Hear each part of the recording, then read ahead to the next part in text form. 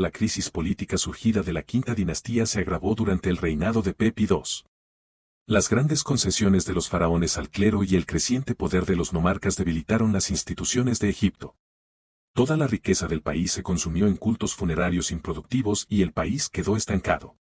Debido a que los cortes dejaron de hacer tantas pirámides y muchos de estos reyes tuvieron que conformarse con mastabas e hipogeos, quedaron como cámaras subterráneas.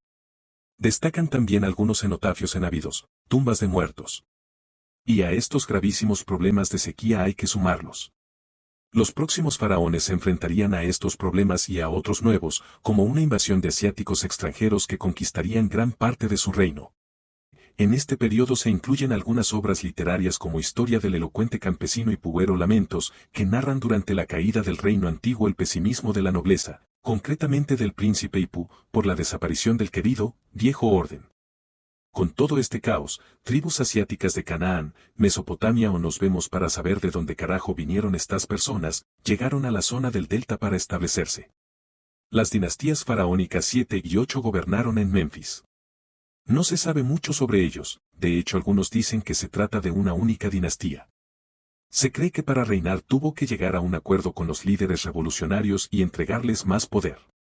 El último rey de Memphis fue Neferirkare, tras lo cual Yeti, nomarca de la ciudad de Heracleópolis, dio un golpe de estado que envió a este menfita a tomar la dinastía del asno.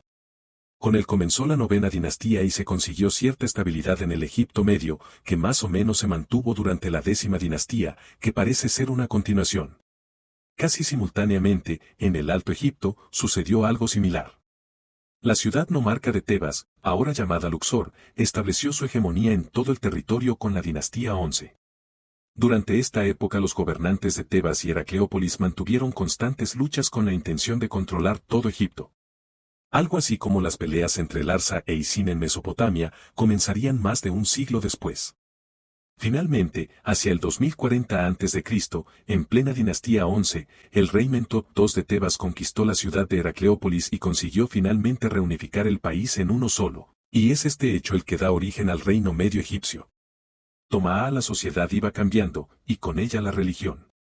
Osiris, anteriormente un simple dios asociado con prácticas funerarias, se convirtió en la deidad más popular. Ya no era un dios asociado a la realeza, sino que las clases medias podían enterrarlo y rezar por la vida eterna. Más cerca del hombre entonces estaba el sufrimiento y tenía sus conflictos y mierdas, no como Ra, que como dios Sol, que miraba muy lejos. El dios tebano Montu también era un dios guerrero, y Amón estaba en el norte, un hueco en el top 10 de dioses nacionales debido a la conquista de Tebas. Y se construyeron varios templos en su honor, como el de Karnak, el de Tebas y el de Tanis. Reino medio egipcio, época tebana, de 9 a 12, Mentup II había conseguido lo que parecía imposible, unificar todo el estado egipcio con la conquista de Heracleópolis. Sin embargo, sus problemas apenas comienzan. Los nomarcas de muchas regiones todavía tenían suficiente poder, y muchos pasaron por alto a los tebanos como una mierda. Es por eso que Mentup tuvo que intervenir en muchos de estos nomos para dar gobernadores a los rebeldes y sustituirlos por personas de su confianza. Y sometido a la famosa Heracleópolis y a la vecina Heliópolis, antiguo centro religioso del dios Ra. Sin embargo, en algunas prefecturas, a pesar de ser fieles al nuevo rey, solo se pudo establecer un sistema pseudofeudal sin un control central directo. Este faraón reformó la administración y relanzó las expediciones a Nubia, con la intención de restablecer nuevas rutas comerciales y mineras. También se preocupaba por reforzar las fronteras del norte, para evitar ataques de árabes nómadas o asiáticos como cananeos. Pero también mantiene relaciones con civilizaciones de su entorno, como los reinos sumerios, hititas y sirios. Los dioses de Tebas comenzaron a promocionarse en todo Egipto y a elevarse como dioses nacionales. En especial eran tres: Amón, dios del aire que como ya dije se fusionaría más tarde con Ra, el dios Sol; Mut, diosa madre de la creación; y Khonsu, dios luna protector de los enfermos. Destacan en esta época los textos de los ataúdes, que eran como los textos de las pirámides pero más organizados, con ilustraciones y escritos en las caras interiores de los ataúdes en general. En esta época muchas construcciones ya no son de piedra sino de ladrillo cocido para cortar el barro. Pero ojo, la economía iba mejorando y devolviendo la paz y la prosperidad a la zona. Prueba de ello es la pieza del templo que Mentup fue realizada en Deir el Bahari. La crisis no existe, la crisis al contrario. Alegría. La dinastía 11 puso fin a una crisis de sucesión. Parece que Mentup IV murió joven y su charlatán, Amenemhat, venció al derrotar a otro pretendiente al trono y es la dinastía 12. Amenemhat trasladó la capital de Tebas a Ichtaguy, en el Medio Egipto. Reforzó el centralismo monárquico, redujo el poder de la nobleza y el clero, que se mostraban ansiosos, y dio la patada a los nomarcas que parecían más tocapelotas. Se enfrentó a tribus asiáticas, sin embargo, su mayor problema estuvo dentro del palacio, supuestamente porque fue asesinado por una conspiración del harén. O, si saber que algo así podía pasar hizo algo inteligente, estableció las corregencias, y su hijo gobernó con él durante sus últimos 10 años. Este hijo, Sesostris I, vengó a quienes querían usurpar el poder y la línea dinástica no fue interrumpida. Esto se narra en una conocida obra literaria egipcia llamada La Historia de Sinué. La historia de Sinué comienza cuando se entera de la muerte del faraón Amenemhat durante una campaña contra los libios, y corre rápidamente a contárselo a su hijo Sesostris. Al llegar a palacio descubre que todo es una conspiración, y al no poder dar aviso de esta traición, su vida corre peligro y huye rápidamente de Egipto al país de Reteno en Siria. Es bastante popular entre los beduinos y comienza una nueva vida. Después de muchos años, finalmente regresa a Egipto y el faraón lo recibe muy bien y prepara una tumba del anfitrión para vivir para siempre. La historia de la película se desarrolla durante el reinado de Akenatón, a quien conoceremos en el siguiente episodio. Sesostris I era un rey guerrero, y después de sus campañas contra los libios cayó en Nubia, y llegó a la tercera catarata. Tomó minas de oro, cobre, alabastro y diorita y estableció guarniciones militares permanentes, como fortaleza de Buhen, no viva. Ver completado. Sus sucesores se someterían aún más a los nubios. Pero aparte de esto, también destacaron en sus intentos de mejorar la agricultura, añadiendo nuevos gadgets como el Sadov. Algo conseguido con el paso de los años, ya que los cultivos de trigo, lino y vid alcanzaron un gran desarrollo y explotación pesquera. Egipto era el granero de la zona de Fayum con grandes edificios en la capital de este territorio, Cocodrilópolis, llamada así porque el lugar estaba lleno de estos animales. Detrás destaca un ambicioso proyecto de riego con diques y esclusas para desaguar el lago Moeris, todo muy currao. Esta obra se atribuye a Sesostris II y fue terminada por Amenemhat III. Fue este último quien construyó un gran complejo funerario en Agüera conocido como el Laberinto, además de 2 estatuas gigantes situadas junto a un canal. Parece que durante el reinado de este faraón tuvo lugar la historia bíblica de José y sus interpretaciones de los sueños. Si la historia es cierta, por supuesto. El comercio también fue importante durante la dinastía 12, especialmente en la isla de Creta, produciéndose una cerámica que volvía locos a los egipcios. Me encanta Biblos, en el Líbano de hoy, saquearon toda la madera que pudieron, la zona estaba llena de cedros. Pero eso sí, en un momento, no se sabe por qué, Sesostris III decidió atacarlos y los hizo vasallos del reino egipcio, y lo mismo hicieron los nubios. Otros intercambios se llevaron a cabo con el lejano país somalí de Punt, productor de madera, oro, marfil, incienso, mirra, cuero y animales diversos. Sesostris III por esto estaba muy preocupado por las fronteras, yo estaba obsesionado. Entonces construyó muchas fortalezas. También amplió y terminó la fortaleza Buhen en Nubia, adelantada a su tiempo porque parece de la Edad Media. Tenía fosos, puentes levadizos e incluso catapultas. Con el tiempo se convirtió en una pirámide en Dazur de la que ahora solo queda este hito. Mierda.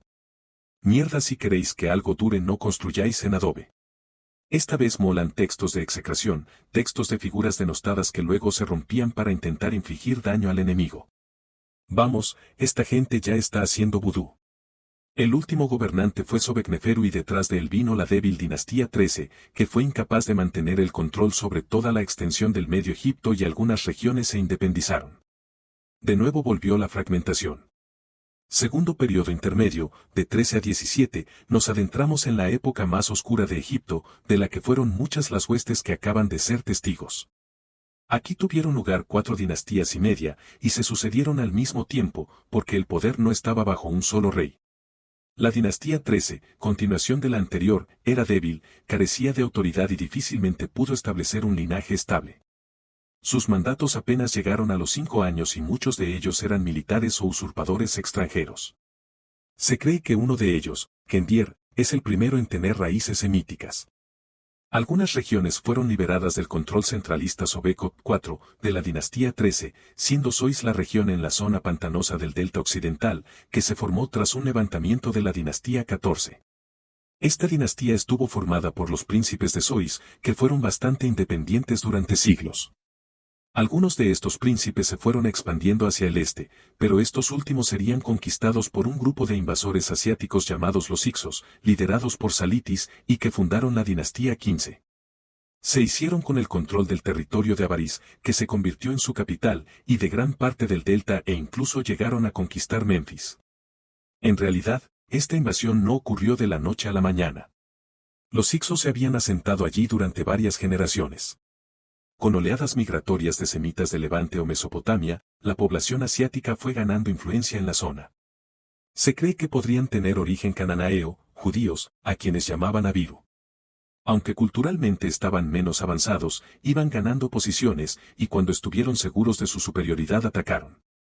Mantuvieron el sistema organizativo egipcio, incluso los mismos funcionarios y dioses. Los egipcios realmente lo consideraron. De hecho eran devotos del dios Es.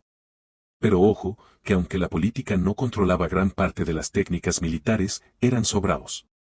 Introdujeron numerosas innovaciones en el arte de la guerra en toda la zona, como arcos compuestos o armaduras de escamas. La espada curva copés era un bronce muy popular de origen cananeo, y se cree que fue a partir de aquí cuando se empezaron a desarrollar los carruajes tirados por caballos. Mientras el norte era invadido por los Hicsos y los nubios ocupaban la parte sur del Alto Egipto, Tebas surgió tras la dinastía XIII, unos gobernadores locales que aprovecharon el vacío de poder del caído gobierno Ixtaguy y formaron una nueva dinastía de faraones, la dinastía XVI. Parece que no duró mucho, porque poco después fue tomada por los Hicsos, que se habían aliado con los gobernantes de Nubia para debilitarlos. Esta efímera dinastía se convirtió en vasalla y de ahí que pueda denominarse pequeños Hicsos. Los primeros ejemplares del Libro de los Muertos pertenecen a esta época, quizás por la necesidad que tenían los tebanos de realizar nuevas recopilaciones de textos para sus ritos funerarios, porque habían tenido problemas para acceder a los archivos de Memphis, tomados por los invasores. No se trataba de un libro en sí, como en la película La momia, sino que generalmente eran textos escritos sobre papiro o sudarios. En estos textos se describían una serie de encantamientos mágicos para ayudar al difunto en su viaje por el inframundo, Duat, para superar el juicio de Osiris y llegar a la Aru, el paraíso. Cada uno podría tener su propio libro de los muertos, si tuviera suficiente pasta. Retomando la historia, los príncipes tebanos no quisieron permitir esta conquista Ixa al verse obligados a pagar impuestos y decidieron tomar las armas y llegar a hacerse con el control del norte. Aquí es donde surgió la 17ª dinastía V. De la mano de esta dinastía nació la Farruca que resistió a los invasores Hicsos en una sangrienta guerra de liberación. Primero expulsaron a los nubios de su capital, Buhn, antiguamente egipcia. Luego muchos de estos nubios terminaron luchando del lado egipcio, y estas tropas fueron llamadas Medheis. Los últimos reyes fueron Ta II, muerto en batalla, y el valiente Kamose, que consiguió la expulsión definitiva de los Hicsos, liderados por Apophis. A tu casa dicen que estos hechos podrían estar relacionados con Moisés y el relato bíblico del Éxodo, y también con la erupción de la isla de Tera que acabaría con los minoicos y muy probablemente daría origen al mito de la Atlántida. Una erupción que podría joder a Egipto como 10 plagas. Pero esa es otra historia y hablaré de ella más adelante. En el próximo episodio veremos el nuevo reino egipcio, el periodo de máximo esplendor de esta civilización.